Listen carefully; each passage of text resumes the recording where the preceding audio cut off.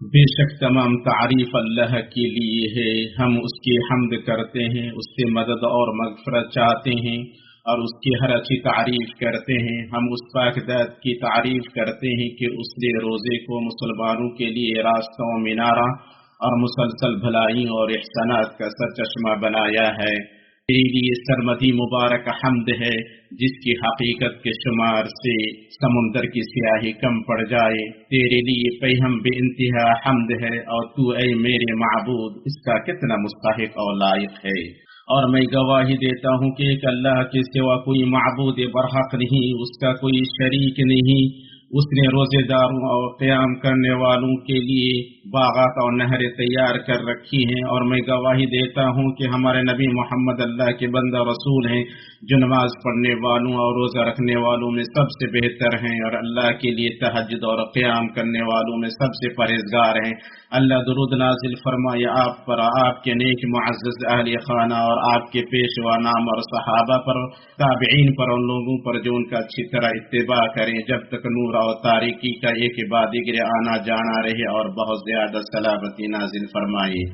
بعد اللہ کے بندو، اللہ کا تقوی اختیار کریں، اور آپ جب کہ مہینے کے ابتدائی دنوں میں ہیں اپنے اعمال و اقوال کو تقوی و اخلاص کے ذریعے پاک کریں اور توبہ میں جلدی کریں قبل اس کے کہ پیشانیوں کو پکڑا جائے اور بچنے کا کوئی راستہ نہ ہو۔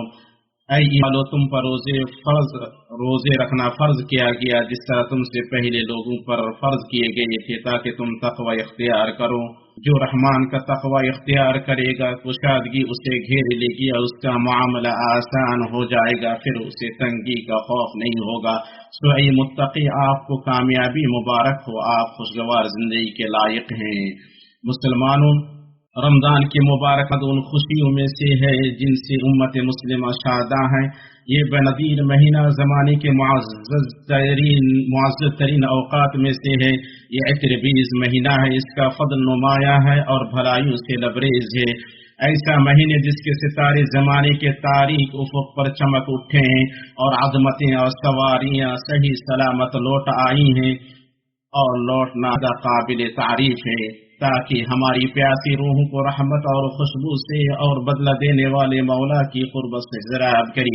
وہ آیا ہے تاکہ نیکی و بھلائی کے احساسات اور احسان اور خوشی پھیلانے کے معنی کو وجدانوں میں آتشہ کریں۔ یہ قبول باد بہاری چل پڑی ہے، یہ بھلائی کا سیلاب بہ پڑا ہے، یہ شیطان ہے جو بیڑیوں میں جکڑ دیا گیا اور تباہ ہو گیا۔ ابو رضی اللہ تعالیٰ عنہ سے روایت ہے، رسول اللہ صلی اللہ علیہ وسلم نے فرمایا، جب رمضان کی آمد ہوتی ہے تو شیاطین اور سرکش جنات کو بیڑیوں میں جکڑ دیا جاتا ہے، جہنم کے دروازے بند کر دیے جاتے ہیں اور ان میں سے کوئی دروازہ کھولا نہیں جاتا، اور جنت کے دروازے کھول دیے جاتے ہیں اور ان میں سے کوئی دروازہ بند نہیں کیا جاتا، اور ایک پکارنے والا پکارتا ہے، اے خیر کے طلبگار آگے بڑھو، اے شر کے طلبگار رک جاؤ۔ اسے ترمذی اور ابن ماجہ نے صحیح سند کے ساتھ روایت کیا ہے۔ روزہ آیا تو پورا خیر آیا، یعنی قرآن کی ترتیل اور تسبیح و تحمید نفس قول و عمل میں لگا رہتا ہے، دن میں روزہ اور رات میں تراویح۔ اس معزز مہینے کی آمد دانشمند قیادت اور امت مسلمہ کو مبارک ہو، اور اس کے لیے خیرات، برکات اور رحمتوں کے موسم کی بڑی خوشخبری۔ ایمانی بھائیوں، خالص منحرف گھٹیا چیزوں سے نفع بخش دوری اختیار کر کے اس اپنے مہینے کا بہتر استقبال کرو۔ اے میری قوم، تم تقوی کی روح سچی توبہ کے ساتھ اس مہینے کا استقبال کرو کہ تاخیر کرنا راہ سے بھٹکنا ہے۔ تم اپنے رب کی طرف لوٹو کہ بھیڑیا شاطر ہے، اس کی وجہ سے قوم رسوا ہوئی اور انہیں بیماری نے جکڑ لیا۔ سنو، تم روزے کو نفس و شغاف سے اپنے اعضاء پر عقل و خرد کی لگام کسو اور پرہیزگاری اور تقوی کا نگراں بیٹھاؤ۔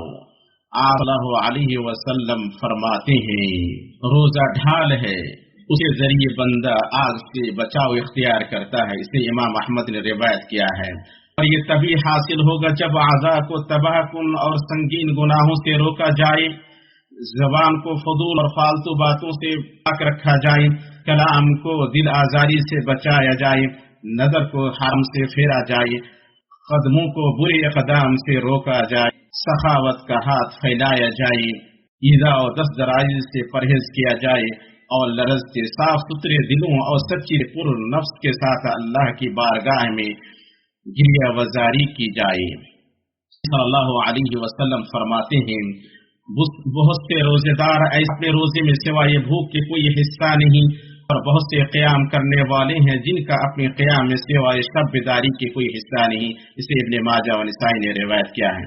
صلی اللہ علیہ وسلم کی امت روزے کا عقی اور گندگیوں سے انہیں روکنے اور پاک کرنے کے سوا کچھ نہیں ہے، اور روزے کو مشروع کیے جانے کا ہی بلند ترین مقصد اور روشن ترین ہدف ہے، اور وہ تقوی ہے۔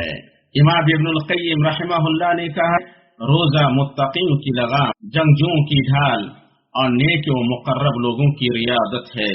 وہ باقی تمام اعمال میں رب کے لیے خاص ہے۔ وہ بندہ اور اس کے رب کے درمیان ایسا سربستہ راز ہے جس سے اس کے سوا کوئی باخبر نہیں۔ امام کمال ابن الحمام رحمہ اللہ نے کہا روزہ برائی کا حکم دینے والے نفس کو شانت کرتا ہے اور تمام اعضاء سے جڑی فضول باتوں کے سلسلے میں نفس کی تیزی و گرمی کو توڑتا ہے۔ صوم و قرآن کی امت رمضان جس میں قرآن اتارا گیا، اس میں جبریل علیہ السلام ہمارے نبی صلی اللہ علیہ وسلم کے سان کا مذاکرہ کیا کرتے تھے، اور آپ صلی اللہ علیہ وسلم سے ثابت ہے کہ آپ صلی اللہ علیہ وسلم نے فرمایا روزہ اور قرآن قیامت کے دن بندے کے لیے سفارش کریں گے، کہے گا اے رب میں نے اسے کھانے اور شہوت سے روکا تھا، تو اس کے لیے میری سفارش کو قبول فرما، اور قرآن کہ نے رات میں اسے نیند سے روکا تھا، لہذا تو اس کے لیے میری سفارش کو قبول فرمائے، اور ان دونوں کی سفارش قبول کی جائے گی۔ اسے امام احمد اور طبرانی نے صحیح سند کے ساتھ روایت کیا ہے، جس میں احسانات کے چشمے بہہ پڑے ہیں اور پاکیزہ ترین طریقے کی طرف مائلوں کے دل شاداب ہو گئے ہیں۔ شیخ الاسلام ابن تیمیہ رحمہ اللہ کہتے ہیں جو قرآن میں تدبر اس کرتے ہوئے کرے گا اس کے سامنے حق کا راستہ واضح ہو جائے گا۔ سو تم قرآن میں تدبر کرو، اگر تم ہدایت چاہتے ہو خیر تو تدبر یہ قرآن میں ہے۔ صلی اللہ علیہ وسلم کے نقش قدم پر چلیں۔ صلی اللہ علیہ وسلم لوگوں میں سب سے زیادہ سخاوت کرنے والے تھے، اور رمضان میں سب سے زیادہ سخاوت کرنے والے ہوتے۔ آپ صلی اللہ علیہ وسلم رمضان کو ذکر، استغفار، تلاوت قرآن، صدقہ اور احسان جیسے نیک اعمال سے مختص کرتے جو دوسرے مہینوں میں نہیں کرتے۔ یا ہم ضرورت مندوں اور تنگ دستوں کو صدقہ دینے کی فضیلت کی یاد دہانی کراتے ہیں، اسی لیے آپ اپنے مال کی زکوٰۃ ادا کریں۔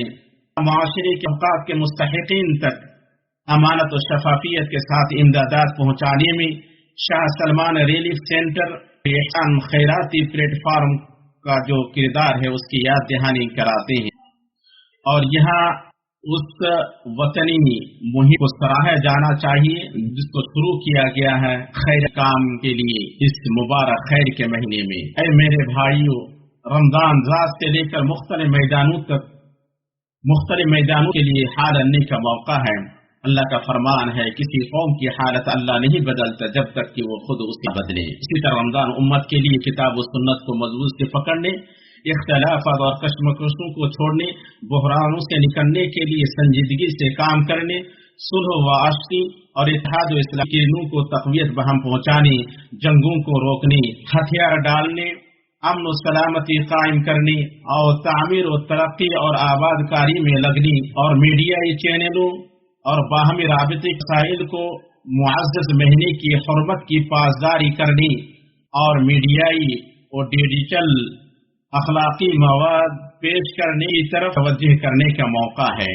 یہ غیرت مندوں کے بڑے طبقات کے شعور و بیداری کو سراہا جانا چاہیے جو اپنے دین اور اقدار کا دفاع کر باطل و فساد اور تفرقہ اور فتنوں کے داعیوں اور شر و دہشت گردی کے عناصر کو شکست دینے اور وسطیت و اعتدال کے اقدار کو فروغ دینے کے لیے ٹیکنالوجی اور باہمی رابطے کے وسائل کا استعمال کرتے ہیں۔ مسلمانوں، یہ مبارک دن نفس کا جائزہ لینے اور اس کا احتساب کرنے اور عمل کی اصلاح کرنے کا موقع ہے۔ چنانچہ آپ کا شکر ادا کر اس نے آپ کو اس زمان و مکان میں بسایا ہے۔ آپ ان مبارک دنوں اور راتوں میں دعا کرنے میں محنت، اپنے لیے، اپنے گھر والوں کے لیے، اپنے حکمرانوں، وطنوں اور امت کے لیے عاجزی و انکساری کے ساتھ ہاتھ اٹھائیں۔ کہ اللہ کے مقدس مقامات کی حفاظت کری، ان کے خون کو بہنے سے روکی اور ہر جگہ ان کی حالت سدھاری، اور ہر جگہ آپ کے کمزور بے گھر مصیبت زدہ قیدی اور مظلوم بھائیوں کی مدد کری، ان کے مصائب اور پریشانی کو، ان کی مشکلات اور غموں کو کافور کری، اور امت مسلمہ سے فتنوں، آزمائشوں، بیماریوں، وباؤں کو اٹھا لی۔ اللہ ہمارے لیے قرآن و سنت میں برکت دے اور ہمیں ان کی واضح آیات سے فرمائے۔ اپنی بات کہہ رہا ہوں اور عظمت و جلال واسطے اپنے لیے اور باقی تمام مسلمان کے گناہ کی مغفرت طلب کرتا ہوں۔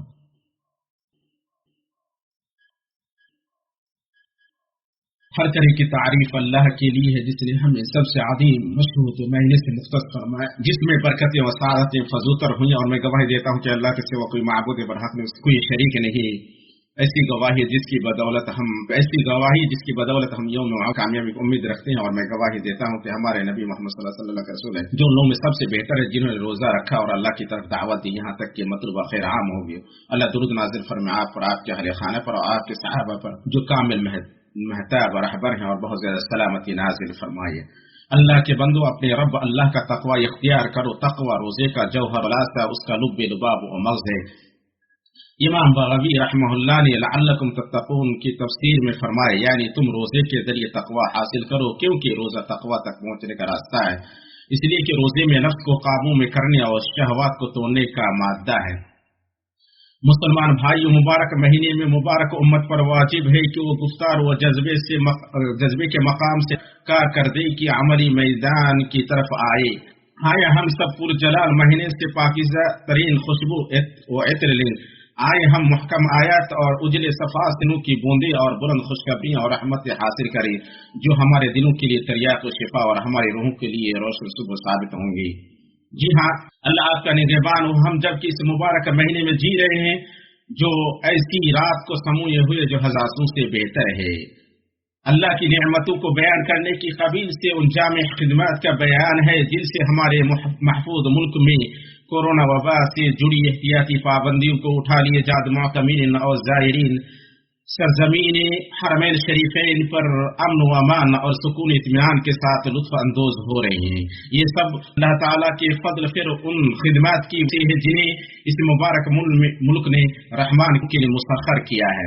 اس میں کوئی تعجب نہیں، اللہ نے اسے اس عظیم اعزاز سے مختص فرمایا ہے۔ ہم اللہ سے دعا کرتے ہیں کہ وہ اسے اجر سے نوازے، اور زمان و مکان اور تعمیر و انسانی اعتبار سے حرمین شریفین اور ان کے زائرین کی خدمت میں اس معزز شرف اور اصل عظمت کو جاری رکھنے میں اس کی مدد کری۔ سنو، زمان و مکان کی تعظیم کرو اور اس کے امن و نظام کی پاسداری کرو۔ گداگری جیسے منفی مظاہر سے بچو اور اس کا انسداد کرو۔ اسی طرح ساری گداگری ہے، اور اسی طرح اپنے لڑکوں اور بچوں پر نظر رکھنے اور اس معزز سرزمین کے آداب کا خیال رکھنے پر توجہ دو، تاکہ دنیا و آخرت کی جس بھلائی کے تم طلبگار ہو وہ تمہیں حاصل ہو۔ متعلقہ اور سیکورٹی اداروں کے ساتھ تعاون جو مبارک کوششیں سر پر ہیں، ان سب کے لیے اور حرمین شریفین اور ان کے زائرین کی خدمت میں مصروف کارکنوں کے لیے ہر طرح کی گزاری و قدردانی اللہ ہمیں اور انہیں اجر ثواب سے منا کرے، اور اللہ تعالی ہم سے اور آپ سے اور ان کارکنوں سے قبول فرمائے۔ بات ہوئی آپ سے رسولوں کے اور روزے داروں اور تہجد گزاروں کے خدوہ امانت دار نبی امی پر درود و سلام پڑھیں، جیسے کہ رب العالمین نے آپ کو واضح محکم کتاب میں اس کا حکم دیا۔ اللہ تعالی نے فرمایا، بے شک اللہ اس کے فرشتے درود بھیجتے ہیں، اے مومنو تم بھی ان پر درود بھیجو اور خوب سلام بھی پڑھتے رہا کرو۔ آپ صلی اللہ علیہ وسلم نے فرمایا، جو شخص مجھ پر ایک درود بھیجے گا اللہ اس پر 10 درود بھیجے گا۔ سب سے افضل درود و سلام وہ معزز نبی مصطفیٰ محمد پر، ان کے آل و اصحاب پر